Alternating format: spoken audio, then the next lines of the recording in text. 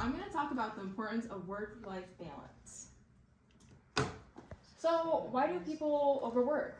Some of the reasons include having a large workload that sometimes is impossible to get through, but you have an obligation, or feel like you have an obligation to complete everything. High workplace expectations, that kind of goes right along with having a large workload. You know, your employer expects you to do way more than you actually can for one person. Another reason is short staffing, which is especially true in a healthcare setting, but really anywhere. And no work-life barrier. This one more applies to working remotely, where they can email you anytime, you're constantly on your laptop, and you have a hard time shutting it down and saying, okay, I'm done for the day.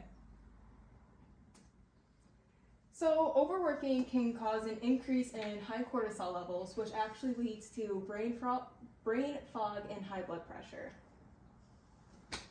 Are you guys have a question or? No, I'm just agreeing completely. Oh yes. So the high cortisol levels is actually from being super stressed. Being super stressed increases your cortisol levels. It actually leads to a big plethora of issues, like sleep loss.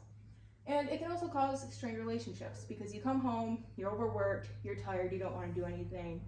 You're not hanging out with your friends, you're not spending time with family. You might just come home and sleep and go back to work. It's difficult.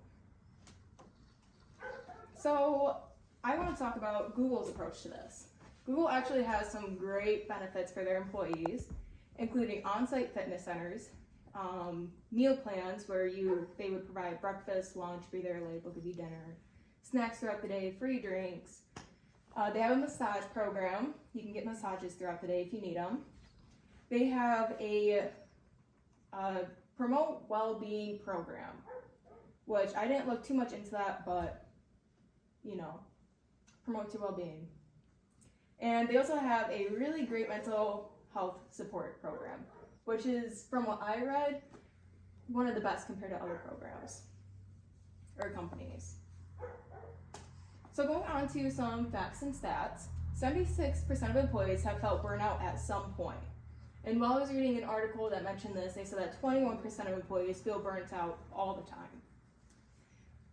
The World Health Organization recognizes burnout as an occupational phenomenon. Employees are less productive when working more than 50 hours a week, and some compare it to people working 70 hours a week is the same as people working 50 hours a week with the amount of productivity they have. And 91% of employees are likely to stay at a company that has a good work-life balance. So to share my story, I worked in a hospital as a nurse assistant where I was constantly overworked, actually most nights working an entire unit by myself with 40 plus patients most nights, which really sucked. I was doing a lot of work, the work of like 4 or 5 people, but it was for one person. I was also severely underpaid for the amount of effort I put in and the amount of work I was doing there. Kind of going along with that, very underappreciated. There was no thank you from the nursing staff. They were actually sometimes rude, but they were also understaffed. And that's what it all comes down to, is being understaffed.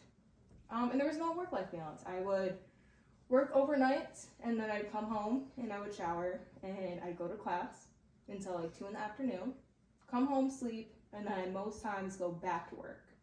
It was just an endless cycle. I didn't really hang out with friends. I basically just slept when I was home if I wasn't doing homework. So that's my story about no work-life balance. And I've actually found a new job where I have a way better work-life balance. I'm not as stressed. I'm not as tired anymore. You know, the cortisol levels are definitely lowered. And the people are better. So that's my experience. Yes. Do you feel that being a working American is more beneficial than being an unemployed American? If you're getting paid a lot of money for doing very little, then no. But considering a lot of the working Americans, especially in the middle class, are also struggling and working way more hours than they should to essentially live, and then they're getting taxes taken out to pay for the benefits for people on welfare.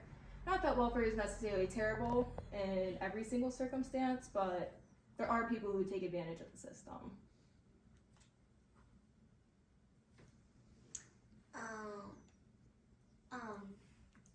I forgot what I was gonna say. How many hours is optimal to work in a week?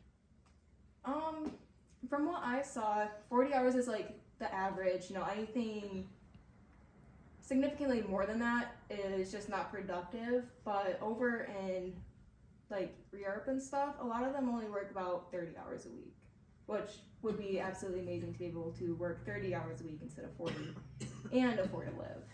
God bless America. Did you do any research on 4 10-hour days versus 5 8-hour days? I did Does not. it differ, do you think? I think it would, because essentially you're working the same amount of hours except you have 3 days off versus 2 days off.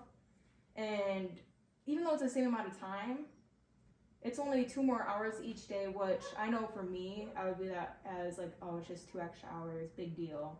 But I'd be like, oh, I get 3 days off versus 2 days where it's like, wow, like that time really flew by. I know a lot of my company's pushing for that. Yeah. I think it's a great idea. Mhm. I think Actually, it at really Noise- helps morale, honestly. I felt like with you anyway when you were on it. I know at We Noise, should all move to Sweden. I agree, I would do that.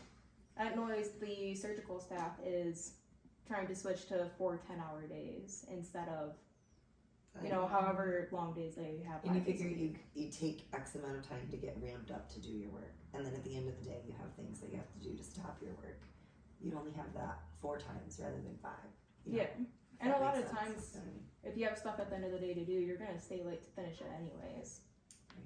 So